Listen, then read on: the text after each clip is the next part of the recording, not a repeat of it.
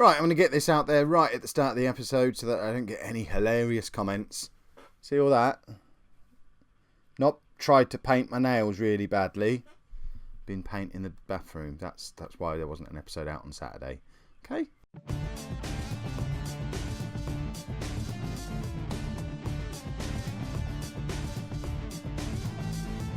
Hello and welcome to part 35 of the Bolton battle. I'm Kev, and coming up on today's episode we have an away game, top of the table clash against Carlisle, and then a local derby at home against Bury.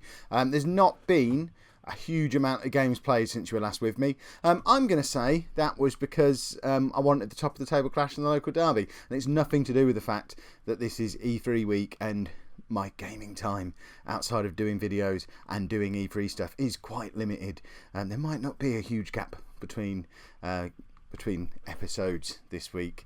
You know, you're getting more detail, and actually there is some very important news to share with you. As a result of the Notts County game, the 10-goal thriller that we were on the wrong side of, we've gone for a tactical change for the first time since halfway through the Conference North season, I think. It's not a massive one. We're still playing the 3-5-2, but we've changed the player instructions for the midfield three to better suit the players that we've got there now. So we've moved from having a deep line playmaker, box-to-box midfielder and attacking midfielder to a ball-winning midfielder, central midfielder and advanced playmaker. So Lee Martin becomes a ball-winning midfielder because apparently it's what he's best at. John Durant becomes a central midfielder because that's what he's best at. And John Jones becomes an advanced playmaker because that's what he's best at. So, fingers crossed, you'll see us a little bit more solid in midfield, still creating chances, but then being created a little bit further forward through Jones rather than deeper with Martin, who's now more about breaking up attacks before they get back to our back three because the wing backs are pushing on so far. The two games we've done this, we've not yet conceded a goal, so you know might work. We had a 0-0 draw away against Tranmere. Tranmere, a league above us, so it's certainly not a bad result to go there and pick up a draw. We did lose on penalties, mainly because we had Matthew Crabb in goal, who isn't a penalty saving expert like Barrett is.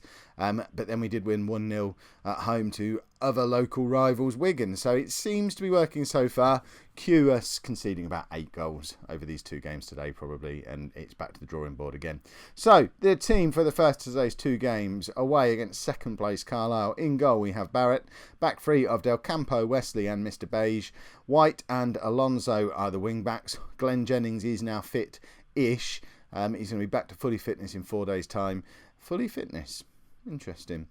So he takes his place on the bench. It's going to be hard for him to force his way back in the side ahead of Alonso, who is player of the season so far, probably, and over the last 5 games has been even better, averaging over 8 over the last 5 games, assisting for fun. But Jennings, I still really like Glenn Jennings and still feel like he's going to be a player who's going to be with us all the way through into the Championship. So need to get him back in somehow. Should we just play with a right back and a right wing back? There must be a way to accommodate that. Then the aforementioned midfield three of Martin Durant and John Jones, with Bai and Pennock up front. Joe Shaw did play in the last game, wasn't particularly impressive, so he drops back down to the bench. Grant is there with him. So at the moment, it's Sean Friend who is missing out on a spot on the bench because of the new signings. But obviously, we've got Ross Ainley to fit back in somewhere as well. He's now fit-ish again and scored on his debut and looked rather good as well. So he might even come in for Shaw, and Shaw might drop out as well.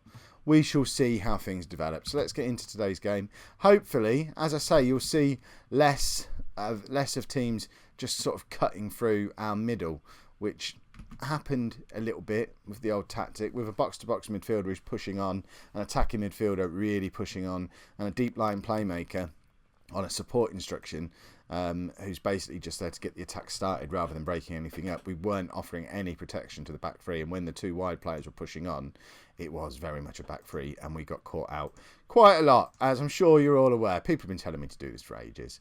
So I've been reluctant to do a tactical change because things have been going so well for a number of seasons, and it seems odd to do it when we're 6 points clear at the top of League Two. But, you know, it might be, I don't want to concede 6 goals again. It's ridiculous. Bai is in, finds Martin to Pennock. Look at that. We're 1-0 up after 2 minutes, and that was a beautifully worked goal. And Lee Martin actually more involved in that than he ever was in anything when he was a deep line playmaker. He did lie very deep I mean, he did a lot of playmaking as well. He was obviously our player of the season last year. Not really sure why Russell Bye doesn't take that on himself, but finds Martin, who slots it through to Pennock, and Pennock just, I mean, he signed as an attacking midfielder. He becomes like the 6th or 7th striker in this first team squad and makes things even more complicated for me. Bye picks it up back to Durant. What can Durant do with it? He finds Bye again, and Bye with a lovely finish into the top corner. I'm not sure whether that was a straight into the top corner deal or whether the keeper should have done better. We'll have a look in 3D. But this has been a cracking start to this game. So Bye just hits it first time, and the keeper probably should have done a little bit better. It wasn't a top corner screamer, but it was well placed. It was certainly into the wide part of the goal. There's probably a technical term for that, but I've been inhaling paint fumes for the last hour, so I have no idea. If I got paint in my hair, probably. I did find myself at one point leaning forward to do the bit at the bottom and realised my head was touching the wall. Luckily, that bit had dried, I think, because I stayed there for far longer than you'd expect a normal person to stay there for. Right, look at this. We're closing down in midfield. Martin intercepts. There you go. Ball-winning midfielder. Russell Bye is very deep, but finds White, who's in a great crossing position. It's across to Pennock. Pennock probably should have done better. But we won't fault him. He's in rich goal-scoring form since he arrived. And John Jones is in. Pennock with the rebound. I mean, somebody should have scored there. Half an hour in, we've had 10 shots and 60% of the possession. Carlisle don't look like they've turned up yet. They have nothing registering on the match stats at the moment. This new tactic's working out all right at the moment. Because remember, Carlisle was second in the league at the start of this game. They've dropped down to 4th as things stand at the moment. But they're a team that you'd expect to give us the kind of fight that Notts County did previously. And who was it Crawley as well, who we went away to and lost to? Because remember, we're away and we're struggling a little bit away from home this season. So I hope this little tweak to the tactic has just been the little difference maker that we needed. Because I think our squad it's probably an upper mid-table League One squad. We should have gone up last year. I know we were playing out of our skin to get to where we got to, but with the players we've brought in, this squad's too good for this league. Just got to make sure we don't blow it with silly tactical decisions like leaving a back three completely unprotected. So, Carlisle are having a bit of an attack, but Del Campo cuts it out nicely. Look at that, we're playing it out to our centre back now. Martin, though, I mean, that was a poor pass from Wesley, and Martin couldn't really do anything with it, and we've done quite well to win the ball back. But Carlisle are attacking at us again. Durant intercepts this time. Martin, Pennock, what's he going to do? Out wide to Alonso. He can cross. He does. He finds Bob. Their goalkeeper is having an amazing game because we have had a lot of shots.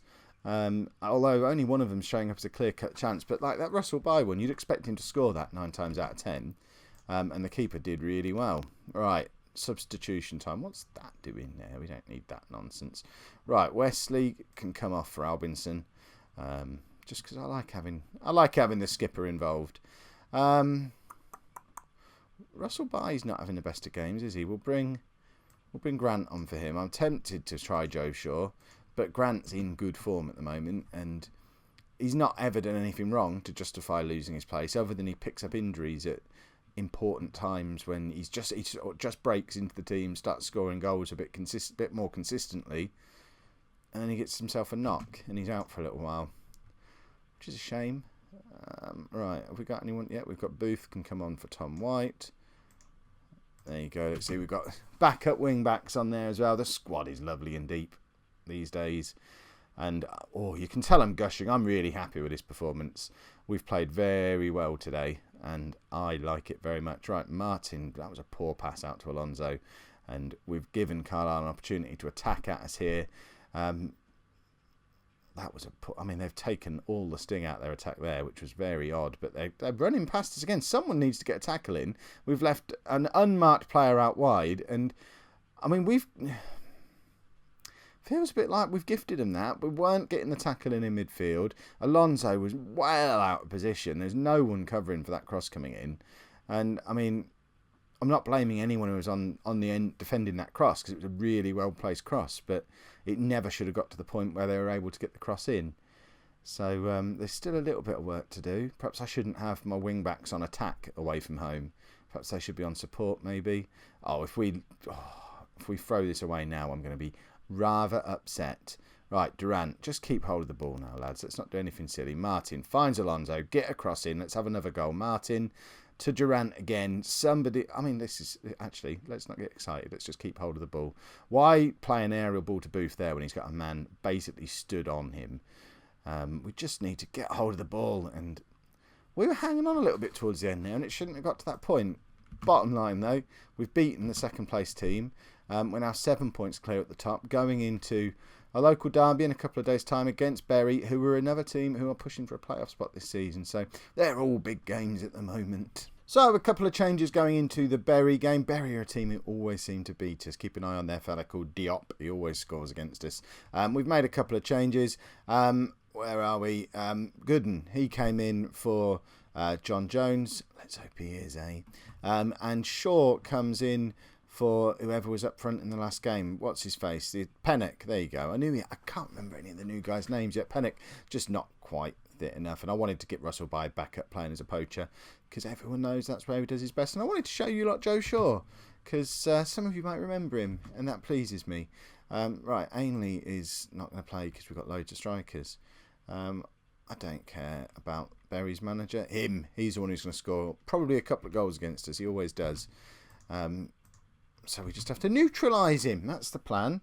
Kick him really hard at the start would probably not be the worst thing we could do.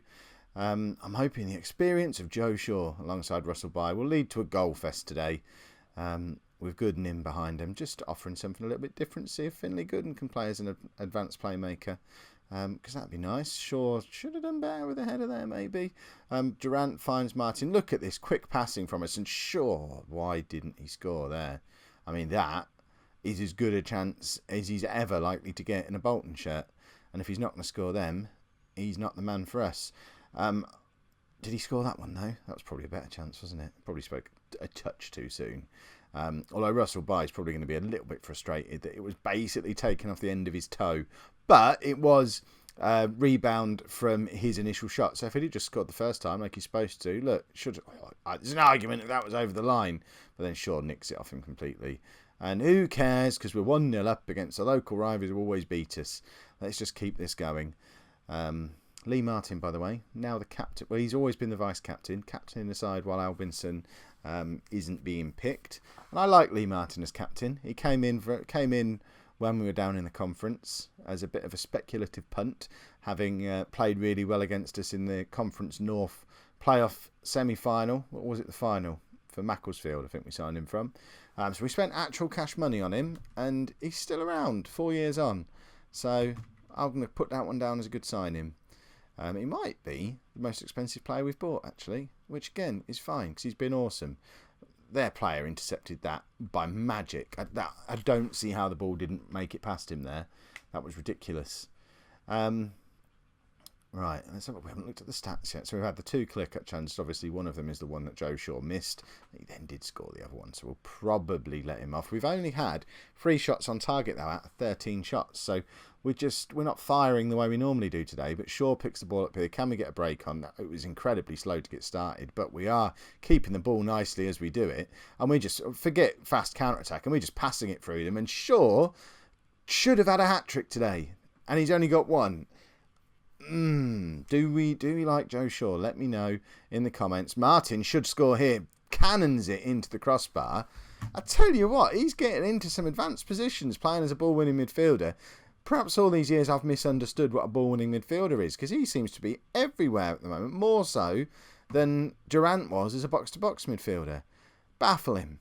Right, we're bringing Grant on for Bye. I mean, neither of them really want to be a poacher. Who's the other? We've got Ainley. Can Ainley be a poacher? Right, yeah, I know I swapped him about 8 times. Clearly, I want to...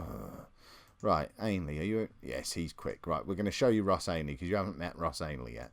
And I really liked him in that first game that he played for us. Durant is going to come off to bring on the mighty John Jones. So we'll push Gooden back into midfield. And I'm sure he probably will be back there. And, of course, it gets Jones into the play. Oh, it would be lovely if we could hold on to a victory in this match. I don't think we've beaten Bury yet, and Have they come up with us? We seem to have played them an awful lot. Right, Ainley brings the ball down beautifully out to Alonso. Cross comes into Shaw. He doesn't miss that one. I mean, he's had 4 clear-cut chances today. He's took 2 of them away. Hopefully he's not always going to need that many chances to pick up his goals. But it's fair to say he's settling himself into the team now. And, I mean, that's just a nice, tidy finish. He was never missing that, was he? We've spent over £1 million on him before when we were at Ipswich. Obviously not for Bolton. That would be mad. Right. Gooden's not having the best of games. Can Jones play in midfield? I don't think... It reckons he can. Let's bring Panic on to play there. And Jones will just have to be a central midfielder and like it. So we've got Wayne Panic on as well now. I mean, that is an attacking front four with Lee Martin just crunching legs behind him. That's what I'm imagining this to be, with the 2 wing backs pushing on. Here he is. Look, Diop getting his goal. Barrett with a good save. Right, how's the league table looking? I mean, they're all taking it in turns to just sort of slot in 7 points behind. So I don't understand how there's always someone 7 points behind and it's always someone different. Were there loads of teams all level on points 2 games ago? And I just didn't notice because we're so far ahead. I don't need to notice. Right, I think we've wrapped this one up as well. And I'm encouraged by the lack of goals we are conceding. We're still scoring. We're not conceding as many. This is all very positive stuff, and we've picked up 2 wins in an episode, so got to be happy with that, haven't we? Realistically, with the E3 schedule that I mentioned at the start of the show, the next game is likely to be fairly soon. We're probably not... Ideally, I'd like to go all the way through, probably to mid-December. I'll get as far as I can whilst watching the EA press conference tonight, because it's Sunday night.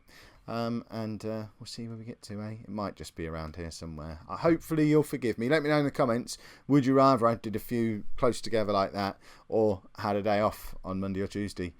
It's already Monday. Tuesday, I think. Yeah.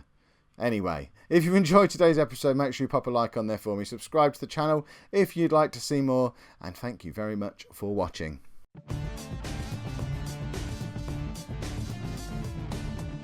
By the way, if you are interested in the E3 stuff, as you must know by now, I also host the Mature Gamer podcast. Every year we do a live E3 special. This year it's 9:30 Tuesday. It's just for your ears. There's none of this video lark. But head to maturegamerpodcast.com/E3 and you'll be able to hear us with our live reactions at 9:30 on Tuesday night.